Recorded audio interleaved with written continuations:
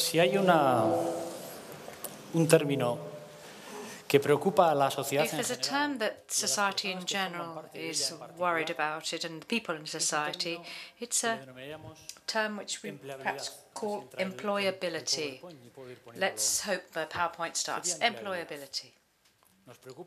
We're all very worried about employability. We want people to be able to work, to earn money, to earn enough based on their work, and so that they can live and have full personal and professional development. This is perhaps one of the objectives of many people. And we've seen that there's a certain problem, at least in the countries in the south of country, for young people's employability. And there's a piece of information which is important to highlight. We still have 18% unemployment in the Basque Country amongst youngsters. So we still need to carry on working so that as many youngsters as possible get jobs as quickly as possible. So this idea of employability isn't the idea of a job, actually. A job is a job, but employability is how prepared you need to be to work. And that's the future that's out there. We need people to be prepared so that they are employable, not to work just on a job. So if we're able to offer them this preparation, we'll get people, we'll be giving them more opportunities whenever any crisis comes about to carry on working. But this idea of employability brings us on to other ideas, which is competitiveness. If we want there to be jobs, we need competitive companies, and for a company to be competitive today and in the future, it has to work on two vital concepts. One, quite clearly, is productivity, and the other, which is now obligatory because the company that's not doing this is going to close sooner or later, is innovation. Innovation. You know that there are only two things that you can do in innovation. Either you do things better than others, or you do things different to others. If you do things different, you'll sell it because you're the only ones doing that, or if you do things better, you'll sell them because they're better. And then there's productivity. Productivity, here we have the elements of cost and performance. We can't make that cost just reduces salaries, because otherwise we're not going to be able to maintain the level of welfare, social welfare that we have. Salaries should be appropriate for the people who have a job and for the preparation of those people. And of course, for a company to be able to pay the wages of their workers, we have the second side of things, which is performance. And we in VET need to offer sufficient preparation for those youngsters that work alongside us, so that when they do work, they work better than others. Their performance is better, and that makes the productivity of their companies go up. There's an important piece of information in Spain. I heard the Minister of Economy mention this recently. In Spain, the economy is recovery, and we've reached levels of 2008. That is before the crisis. But even so, there are 1,800,000 jobs fewer than there were at that time. This is what's important, i.e. we're producing the same amount of goods but with far fewer jobs. So we're more productive with fewer people. And this is something that needs to make us think. About how we can seek, how we can work so that youngsters that are of a working age can do so peacefully and calmly without being too worried. Of course, productivity is very important. We're all involved in productivity. Our work is vital so that people have sufficient education, so that these people can be competitive, and so that they can personally and professionally have a future. I'm now going to talk about a different concept. People talk a lot about excellence. That's great. We talk about education, we talk about improving excellence. That's all fine and dandy, but I want to talk to you today about efficiency. And I'm going to give you a practical example of efficiency first of all. This is a Formula 1 pit stop. But Holland comes in for a pit stop. Time to refuel and change tires. Fijaros Lumore himself changes the tires. What they're doing is Only 4 crew members, including the driver, are allowed to work on the car. It's a tense time. Holland stays in his seat, anxious to get away. Let's watch. Yeah. There he is. He's still working on that front right-hand wheel. He's going to change it again because this is the second time you've seen this bit of the video. You need to talk to the person that made the nuts and bolts for this wheel, I reckon.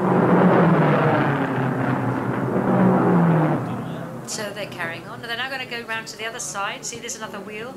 They're also cleaning the windscreen. They're talking to the driver.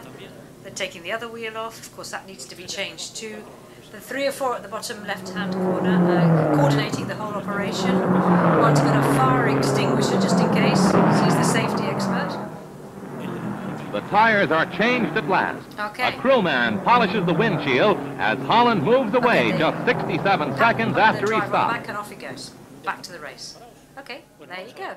Let's look at things today.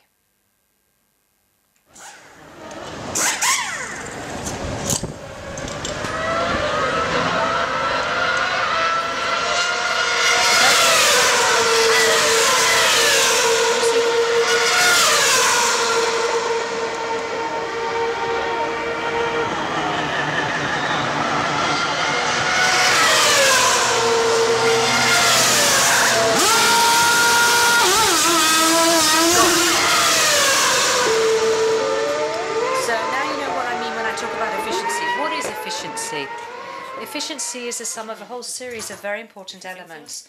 Efficiency, effectiveness, and you may be thinking, oh, hang on a minute, weren't the people in 1950, they were effective, they were efficient, they did things at their own rate, they did things properly, and he may have well won that race. However, why does Ferrari do it like you saw in the second video?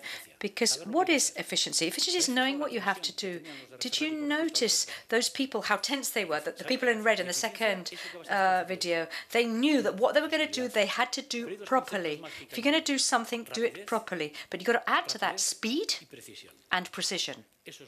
That's what's important to efficiency, effectiveness. And that's where we need to find the response in our work. We need to do things as quickly as possible and as precisely as possible, i.e. do them properly. So VET in the Basque Country, what we try to be is effective, efficient. This is something important for us because employability is becoming more and more complex, and that's going to continue. So why? Because technology evolves, because there's going to be increasing automation, and as technology evolves, our lives get more complicated. Although it helps us to work less, it makes our lives more complicated because we're going to have to do things as humans that robots can't do. That means we need to be better trained than in the past. So we need good training, good education to be able to do what robots and machines can't do. So employability is going to become very, very complex. And this leads to talk about 4 main components. Very important. Firstly, you need some basic knowledge, some kind of a cultural, scientific and technological knowledge. You also need to be professionally competent. Thirdly, you have to be highly skilled, and something else that's been explained here quite in detail is specialization, especially when you think about the needs of our companies. And fourthly, values. Values I'm not going to be talking about here. We'll talk about them at some other time, but it's the values of humans 10 years from now. We work with machines and robots. What's our role? And these values are going to be vital for the role of humans in the future. And this is something we're going to have to work upon in VET as well. 2 years ago, Confebasque, who spoke earlier, just before the coffee break, carried out a survey amongst almost 1,000 companies because they wanted to find out those companies that were going to hire lots of VET students, what they wanted from us, what were their priorities. And you can see here, 78.3% of those companies, what they valued most was attitude, 68.1% experience, and 60.4% was qualifications, or specialization. And that meant, and those of you that work in the Basque Country know this meant that we had to try to change all our teaching and learning methodologies, competence and challenge-based methodologies to get the necessary skills. And we also tried to look at how we could specify these kinds of specialization that Petronio mentioned earlier, how we could adapt this to better prepare our youngsters. Einstein, this is a great sentence of his. He says learning is experience, everything else is just information. So if learning is experience, then let's work on experience. Because if you look at this, the second thing that the entrepreneurs wanted or the employers wanted was experience. And of course, somebody that's fresh out of college doesn't have any experience. It's like a catch-22 situation. How can we get students to get experience? Through VET, dual VET, because dual VET is something that they can use as experience to go on and work in these companies. And we continue to be worried about youth unemployment, and there are 4 programs that help our youngsters to get their first jobs. Firstly, workplace training. Workplace training and the different speciality fields. Then we've got dual VET, that's more hours spent at the company. And then for those that have recently graduated, we've got a program for the transition period between the world of education to the world of work. This is a 600-hour, approximately, training course on the company for those students that have got their qualifications so they can carry on working and end up working at a company. And we also try to facilitate as much as possible for people to get the necessary experience so that they can then be hired. And this is especially for youngsters. Our dual VET has one basic main premise, which is to learn through work. That's our priority, to learn. And how do we learn? Learn through work.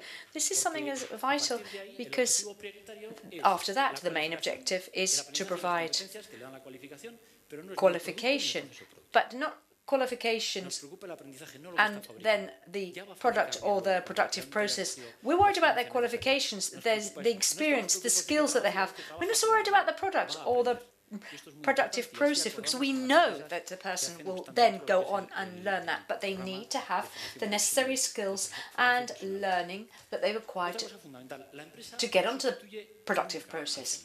Another thing, companies never replace the VET colleges because VET colleges are always there. They're going to still offer their courses. What a private company does is add something to, and it's the technical college that's in charge of the program. They, of course, coordinate with private companies. The pupils also have to have a key objective. Students need to know what they want to do, how to go about it, and what their aim is. And it's the main weight of the programming is on the shoulders of the VET technical colleges. There are 2-year plans that strengthen a person's skills, the skills that they've learned in their VET Tech College. That is done through a contract or through an internship. But it doesn't matter whether it's a contract or an internship, the working conditions are the same. And the only difference, and this is because the ministry doesn't consider the grant, is that they have no right to unemployment benefit if they're interns, but they get the same money, they actually pay their social security contributions, etc., etc. What other possibilities are there? So for these 2-year plans, they spend 1,600 hours at the tech school and 1,200 in the company. Then we have 3-year plans. These 3-year plans are for youngsters to acquire a specialization. Some youngsters require a specific specialization in the industrial field. That is, they go on and have a 3rd year in specialization, and then they go out onto the labour market. It's because their employability levels are so high. And we now are preparing these people for next year. The next thing we're going to do is to strengthen their STEM skills, that is science, technology, engineering, creativity and maths, so as to strengthen certain profiles so that they can spend more time in the companies they're going to work for. The first and second of these years they spend at the tech college, and the third year they spend a certain amount of time at the tech college, but in the majority of the months of the third year they're at the school, and they're up on the screen. You can see the amount of time they spend at the tech college and the amount of time they spend in the company. We also have a 4-year plan. There aren't many people in this 4-year plans. It is similar to the 3-year plan, but in the 4th year, the student is sent abroad to the production plant of a Basque country that happens to be abroad. These youngsters are contracted before they leave the country. These plans, of course, take far more training hours, and there you can see the training hours up on the screen. And because the 3rd and the 4th years are spent in the company, there's a lot of company hours, as it were. It's very important to have a solvent, consistent model. It needs to be created gradually. And that's because it's very important that this model everybody agrees on. There's a consensus on it. And who are those people that need to agree upon it? The trade unions. We need to be as transparent as possible to get their support, and they normally do support it. Of course, we need the involvement of companies with the representatives of those companies, in this case Confebasque, so that from their viewpoint they can see this model. They like it with the VET colleges, because we are vital to this, and of course the administration, so that together we can create this model that's giving some great results. Here you can see the results. We started out with 28 tech colleges at the beginning in 2012. There are now 97 of them, and as for companies, we've gone from 95 to 1,023. Many of these are SMEs. I mean, imagine, for 1,800 students that we've got, we need 1,023 companies. That just goes to show how small some of them are. We need to help lots and lots of these small companies. And 24% of our students in the industrial branches of FP are following VET, dual VET. So there you can see, once again, the secondary education VET and higher education VET. What about who's in what kind of plans? 72.19% are in the 2-year plans. How many people get a contract the day after they finish work? 72.19%. For those that are in the 3-year plans, it's 91.27%, and those that have taken a 2- or 3-year plan, on average, how many are hired the day after they finish? 81.73%. Here you can see how many actually get a contract and how many are in there on an internship basis. 37% are there on an internship, 63% are there as contracted, as hired employed workers. So, of course, internships are more present in the 3-year courses. So it's also important to think about the average salaries of these people.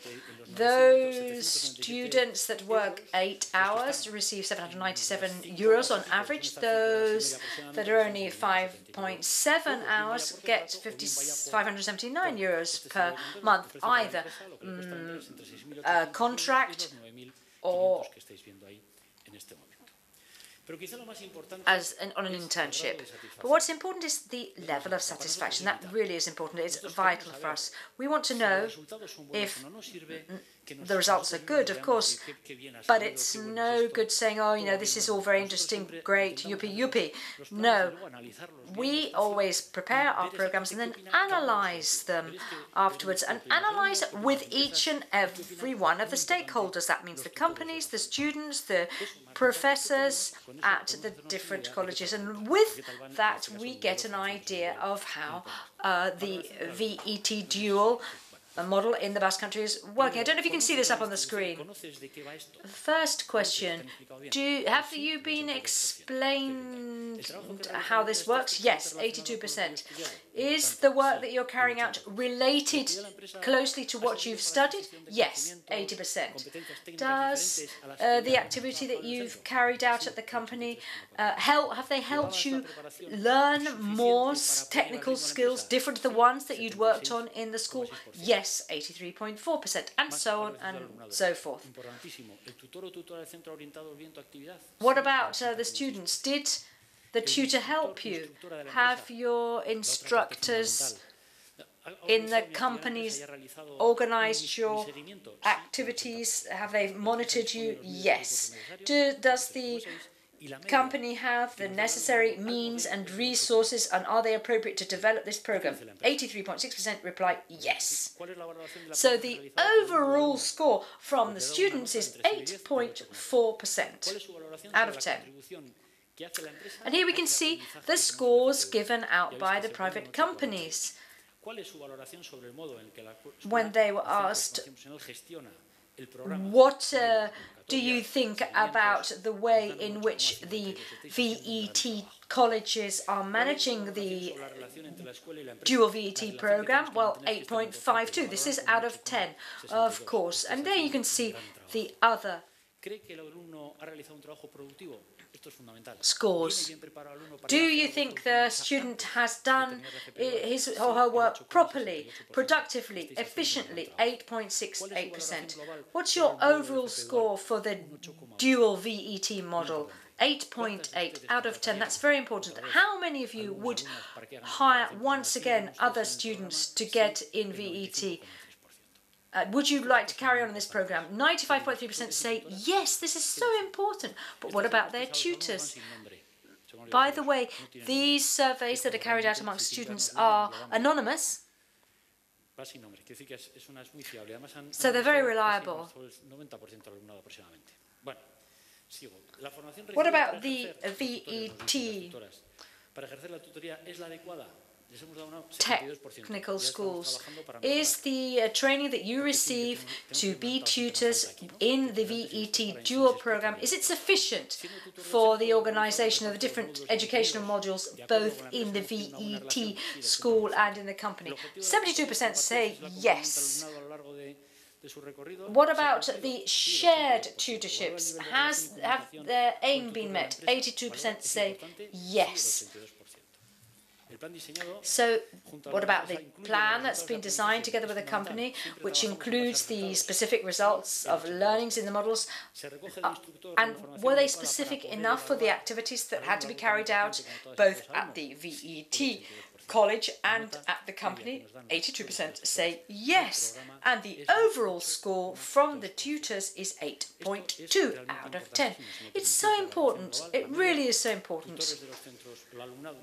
The students give us an average score of 8.2, the tutors 8.4, and the company instructors 8.8. So the overall average is 8.5.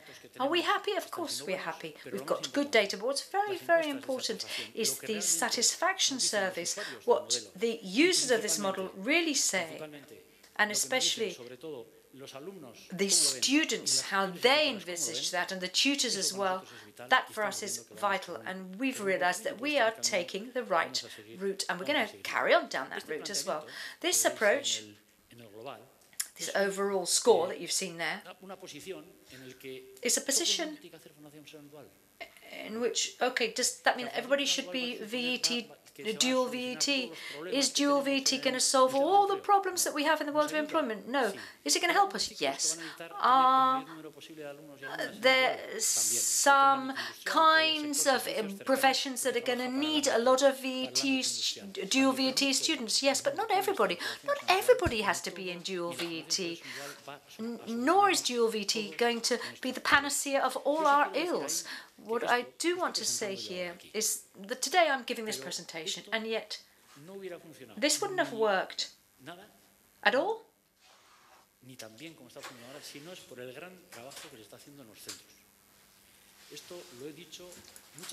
and I've said this, and I'll repeat this time and time again here and outside here, it's thanks to the people that are in our training technical colleges, but especially tutors, teachers, who are working a tremendous amount, because it really is complex to do this in the way that we want to do it. It's very important to get students involved, to get students to understand fully what we're doing. And thanks to this, we are managing to get this model to give us results, and these results are going to have repercussions in something which for us is very important, which is people, our students. So thank you very much.